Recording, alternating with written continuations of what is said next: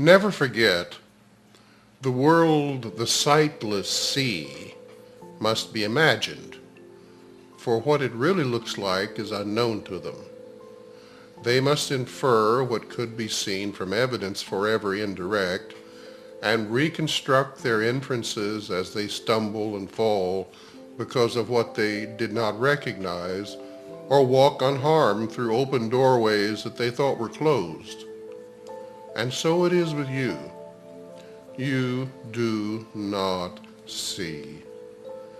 Your cues for inference are wrong, and so you stumble and fall down upon the stones you did not recognize, but fail to be aware you can go through the doors you thought were closed, but which stand open before unseeing eyes, waiting to welcome you. How foolish is it to attempt to judge what could be seen instead?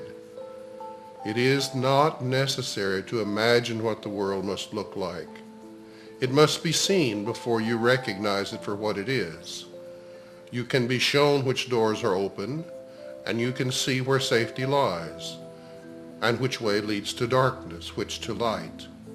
Judgment will always give you false directions, but vision shows you where to go.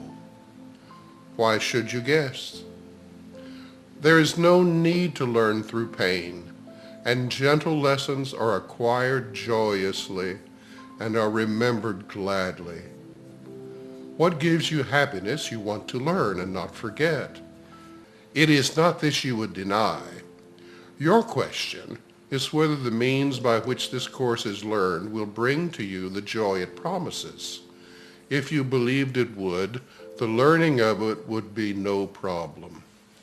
You are not a happy learner yet, because you still remain uncertain that vision gives you more than judgment does, and you have learned that both you cannot have.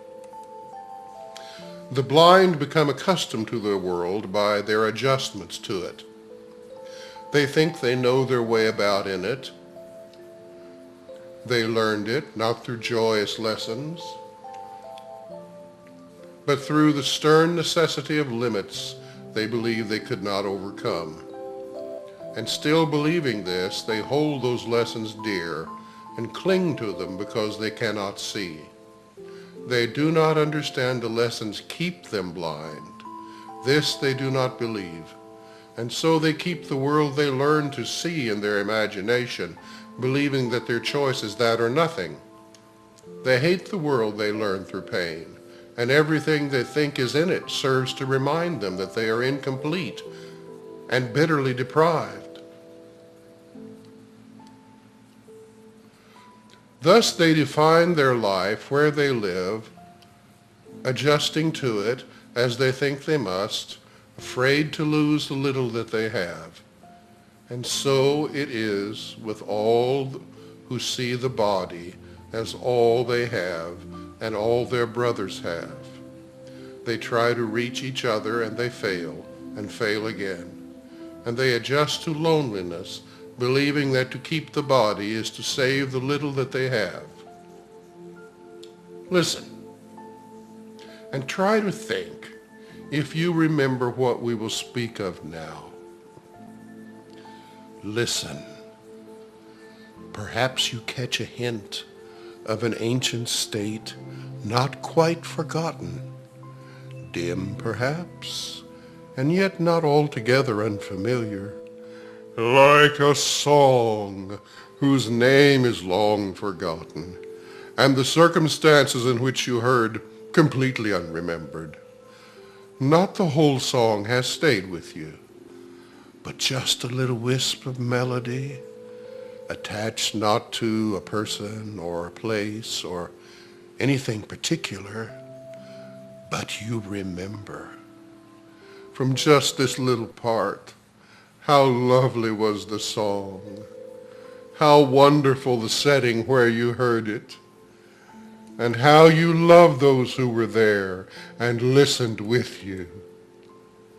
The notes are nothing, yet you have kept them with you, not for themselves, but as a soft reminder of what would make you weep if you remembered how dear it was to you. You could remember? Yet you're afraid, believing you would lose the world you learned since then. And yet you know that nothing in the world you learned is half so dear as this.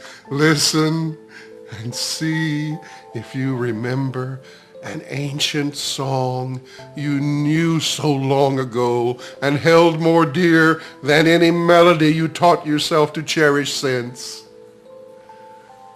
Beyond the body, beyond the sun and the stars, past everything you see, and yet somehow familiar, is an arc of golden light that stretches as you look into a great and shining circle, and all the circle fills with light before your eyes. The edges of the circle disappear, and what is in it is no longer contained at all. The light expands and covers everything, extending to infinity, forever shining, and with no break or limit anywhere. Within it, everything is joined in perfect continuity. Nor is it possible to imagine that anything could be outside, for there is nowhere that this light is not. This is the vision of the Son of God, whom you know well. Here is the sight of him who knows his Father. Here is the memory of what you are, a part of this, with all of it within, and joined to all as surely as all is joined in you. Accept the vision that can show you this and not the body. You know the ancient song and know it well. Nothing will ever be as dear to you as is this ancient hymn the Son of God sings to his Father still. And now the blind can see, for that same song they sing in honor of their Creator gives praise to them as well. The blindness that they have made will not withstand the memory of this song. And they will look upon the vision of the Son of God, remembering who he is, they sing of. What is a miracle but this remembering? And who is there in whom this memory lies not? The light in one awakens it in all. And when you see it in your brother, you are remembering for everyone.